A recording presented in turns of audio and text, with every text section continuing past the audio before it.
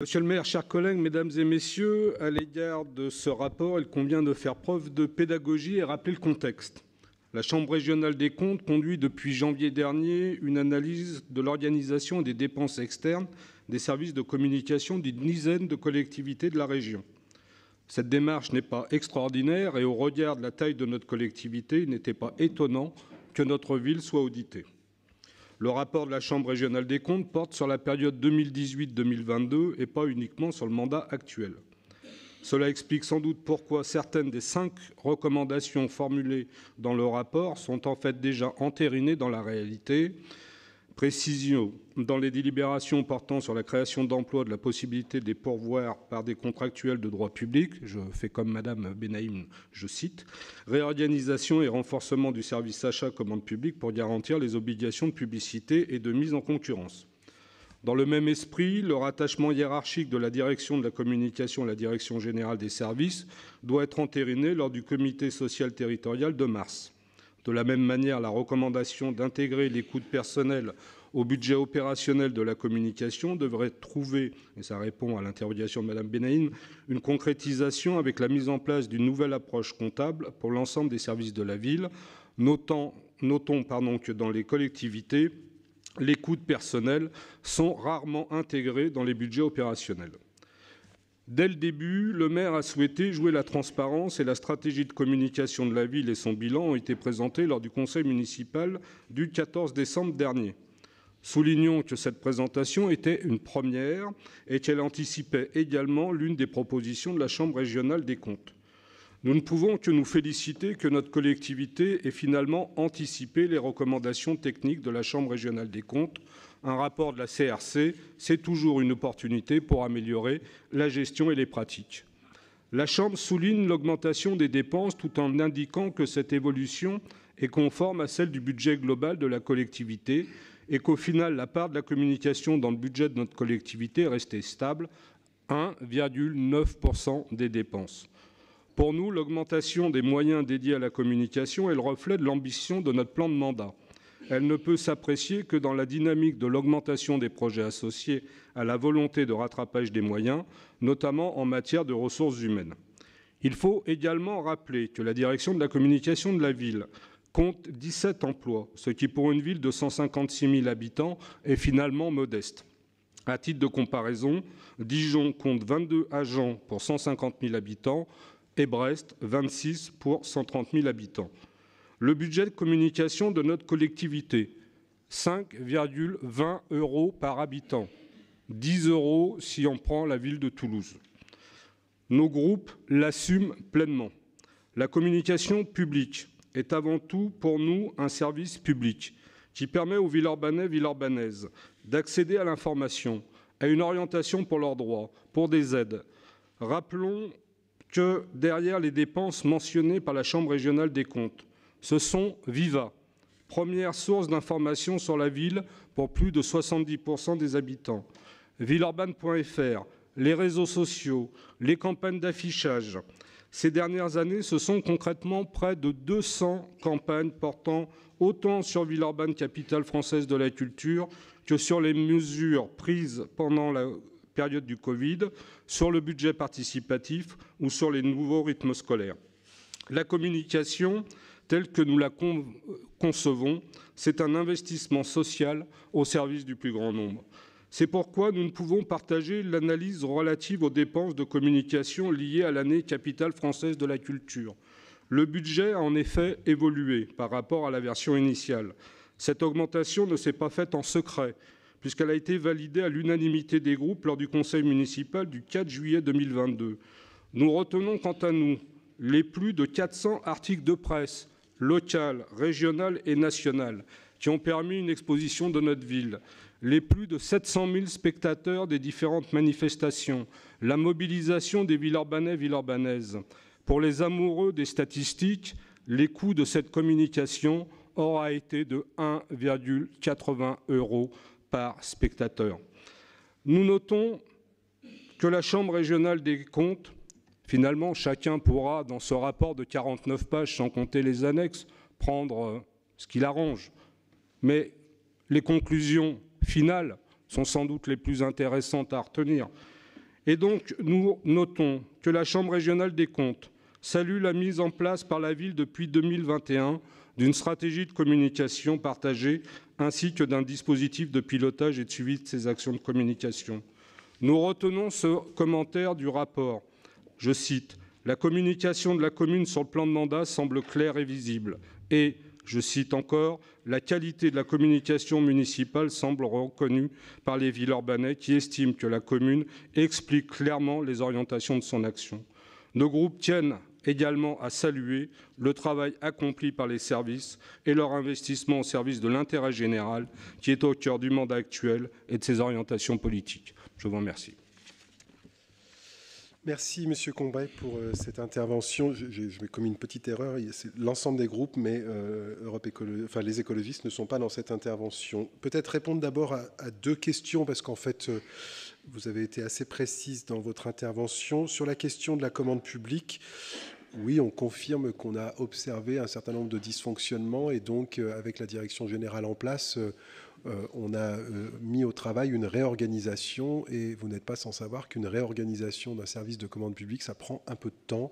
Là, en l'occurrence, moins de 18 mois, c'est quand même pas si mal au regard des difficultés dont on sortait, avec, je le rappelle, une crise Covid encore extrêmement présente. Il ne s'agit pas de s'excuser ou de se cacher derrière son petit doigt, il s'agit juste de reconnaître qu'il y avait des dysfonctionnements et que nous avons mis en place des corrections par rapport à ces dysfonctionnements, et qu'aujourd'hui, cet épisode est derrière nous, nous l'espérons en tout cas, parce qu'après, il peut y avoir de nouveau des difficultés. Sur le budget de la communication, moi, je ne vais pas vous abreuver de chiffres, mais puisque vous avez voulu insister assez longuement sur le Viva, peut-être juste indiquer quand même que la dernière hausse très significative, elle s'est passée en 2018, puisque vous avez pris le chiffre de 84 000, et en 2018, on est passé de 73 000 à 80 000 exemplaires. Et ensuite, à partir de 2018, on est passé de 80 000 à 84 000 exemplaires. C'est juste pour être très précis sur la manière dont a évolué le tirage du Viva, puisque vous semblez y être particulièrement vigilant. Je ne vous donne pas les chiffres de la population dans le même temps, vous les connaissez, moins de 150 000 en 2018 et plus de 156 000 en 2024. Donc on peut considérer qu'il y a une forme de corrélation, en tout cas, moi je me permettrai de le faire, entre le nombre d'exemplaires et le nombre d'habitants et leur évolution concernant la question du Viva. Voilà. Reste à savoir si on continuera à le distribuer ou pas aux membres du conseil municipal. Écoutez, si la majorité du conseil ne souhaite plus avoir le Viva dans sa boîte, bon, il n'y a pas de souci pour que vous le receviez directement à votre domicile, mais il faudra une position commune. Je veux, si vous le permettez, revenir sur des éléments peut-être un peu plus structurants de ce rapport. Je rappelle d'abord que c'est un rapport, entre guillemets, collectif, puisqu'il y a plusieurs villes qui sont concernées.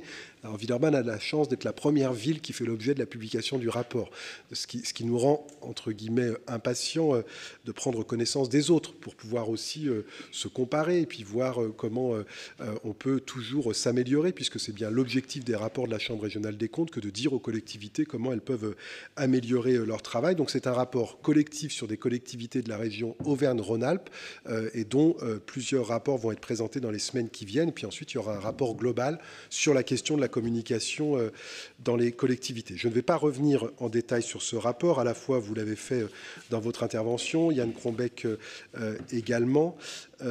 Moi, ce que je veux noter pour ma part, c'est que, comme dans tous les rapports de la CRC, il y a des choses qui méritent d'évoluer, d'être ajustées, d'être corrigées. C'est le sens et la vocation de cette Chambre régionale des comptes, que de relever des fonctionnements qui peuvent être améliorés ou donner des conseils aux collectivités. Pour revenir à ce rapport qui nous a été présenté, la Chambre indique, et vous le faites vous-même d'ailleurs, et je vous remercie de cette honnêteté intellectuelle, que plusieurs recommandations qu'elle a été amenée à formuler dans le rapport sont déjà mises en place au sein de notre collectivité, et pour d'autres, que la ville est en train de les mettre en place. Et c'est important de voir que ce rapport a un effet à la fois de nous aider à pointer des choses, mais aussi de vérifier que nous sommes déjà en train de corriger ces éléments qu'il souhaitait porter à notre connaissance. Et donc, c'est le rôle de cette Chambre de le faire. Et puis ensuite, c'est au rôle des partenaires et des membres de cette Assemblée que de vérifier que c'est bien en adéquation avec ce qui se passe dans la ville. Je n'ai pas entendu de la part, que ce soit de l'opposition ou de la majorité, d'interrogation là-dessus. Donc je pense qu'on peut continuer à avancer. Ce n'est pas le premier rapport de la Chambre régionale des comptes qui réalise un travail sur des questions de communication. En général, les reproches que fait la Chambre aux collectivités, elles sont plus ou moins appuyées, mais elles sont généralement sur 3 grands registres. Le premier, c'est le manque de transparence dans la gestion des deniers publics qui peut laisser planer des doutes sur la sincérité des informations, voire cacher des pratiques qu'on ne souhaite pas voir mises sur la place publique. Moi, je constate, mais je crois que je le fais avec vous, qu'aucune mention du rapport ne renvoie à cela, sur la question de l'absence de transparence. La seule remarque, elle porte sur le sujet de la présentation de nos dépenses de communication. La Chambre nous invite à y intégrer les dépenses de personnel, ce qu'on ne fait jamais sur les autres politiques publiques. Donc on va voir comment on va faire. On va voir si c'est le cas dans toutes les collectivités et si toutes les collectivités acceptent de mettre dans les budgets thématiques la question du poids du personnel. Voilà. Pour autant, ce chiffre, il n'est pas caché. Tout le monde sait combien de personnes travaillent au service communication. Donc voilà, il y a un travail là-dessus pour qu'on soit en phase avec les attentes de la Chambre. Je ne sais pas si on y arrivera. Je sais que ça suppose des évolutions extrêmement importantes pour la comptabilité des collectivités. Je note aussi que sur cette question de la transparence, la CRC relève les efforts qui ont été faits par la ville, notamment par exemple sur la question des matchs de basket à l'Asvel, puisqu'on a mis en place un système de traçabilité et que la Chambre nous en remercie. Je note aussi, en parallèle sur cette question de transparence, mais je ne vais pas m'y attarder, mais que Anticor récemment s'est positionné. Alors je suis d'autant plus tranquille pour le dire que finalement, ce qui nous vaut d'être mis en avant par Anticor, c'est que Loïc Chabrier a accepté de présider la commission des finances. Donc c'est intéressant, c'est-à-dire collectivement, cette question de transparence, elle se joue aussi avec l'opposition. Moi, j'en suis très heureux pour l'exercice démocratique et je sais que ça a beaucoup pesé dans le classement Anticor pour Villeurbanne qu'on confie cette commission à un membre de l'opposition. Je crois qu'on est une des seules villes de la métropole à le faire. En tout cas, c'est ce que dit le rapport. Donc ça, c'est la première critique. Dans le rapport, il n'y a rien aujourd'hui qui permet de nous alerter sur ces questions de transparence, encore une fois, hormis la composition du budget. Les deuxièmes types de grandes critiques que la Chambre régionale peut être amenée à faire aux collectivités en matière de communication, c'est que cette communication pourrait être dévoyée, pourrait être mise au service d'individus, plutôt le maire, assez souvent, en tout cas de l'élu qui est à la charge de l'exécutif. Encore une fois, à aucun moment dans ce rapport, il n'est fait de procès sur cette direction-là, puisque c'est vrai, depuis 2020, près de 200 campagnes de communication ont été menées, mais elles visent toutes à accompagner les politiques publiques, que ce soit couvrir des événements, que ce soit couvrir des thématiques.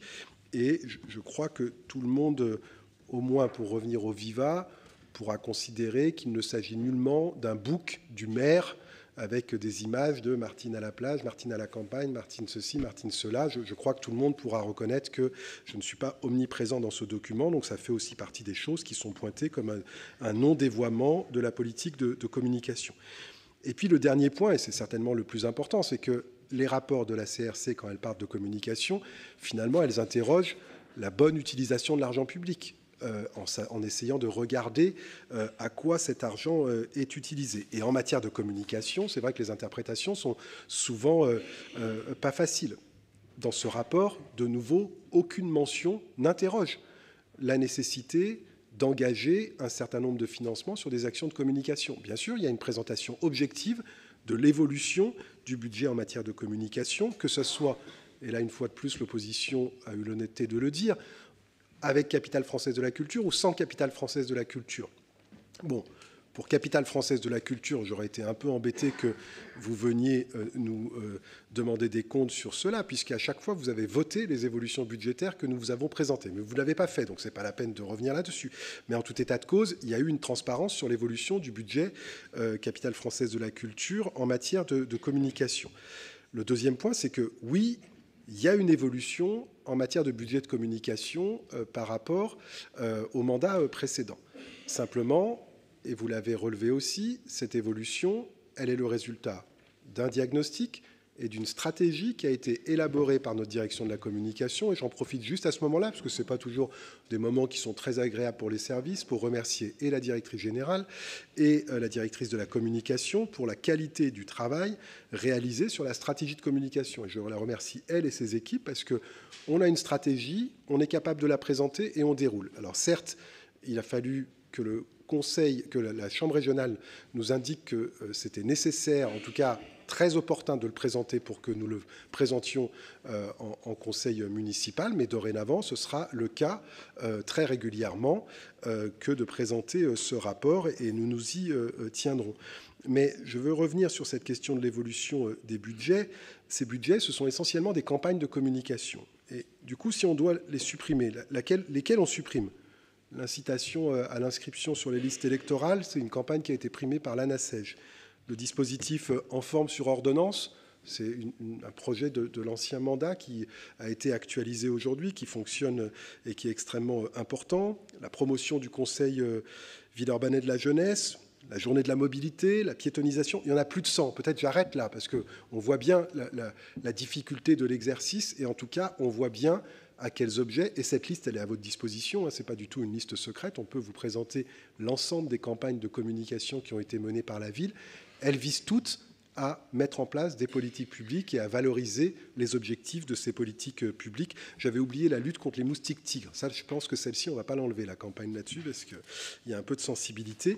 Donc, en tout cas, sans vous faire cette liste complète, je crois que c'est bien, en tout cas de notre part, le souhait d'avoir une utilisation raisonnée des deniers de l'argent public. Et c'est bien sur cela que nous souhaitons rendre des comptes aujourd'hui. Voilà, en guise de conclusion, je dirais qu'on prend connaissance avec intérêt de ce rapport, qu'on attend aussi avec impatience les autres pour regarder s'il n'y a pas dans les autres recommandations des choses qui pourraient aussi s'appliquer à notre collectivité. Et ce qu'on essaiera de faire, c'est que cette communication, elle reste toujours orientée vers la satisfaction des Villeurbanaises et des Villeurbanais et l'aide qu'ils peuvent avoir pour se repérer dans les politiques publiques et pour mieux s'en servir dans leur quotidien. Il n'y a pas à voter ce rapport, il y a à prendre acte, c'est une communication. Je considère que c'est fait et que vous prenez acte que cette communication a été réalisée.